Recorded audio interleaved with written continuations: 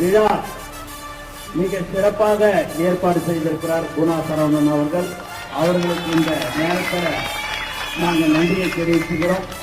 தமிழக வெற்றி கழகம் எப்போதும் குணா அவர்களுக்கும் மற்றும் நிர்வாகிகளுக்கும் உறுதுணையாக இருக்கும் என்பதை தெரிவிக்கிறேன். இந்தியாவில் உலகம் ஃபுல்லா இயக்கத்தை ஆரம்பித்தோம் அப்படின்னு குணா சரவணன் அவர்கள் சொன்னார்கள்.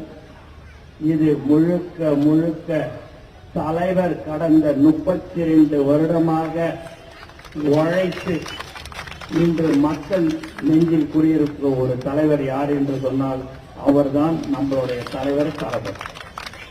அவருடைய உழைப்பு. நான் ஒரு சட்டமன்ற உறுப்பினராக இருந்திருக்கிறேன்.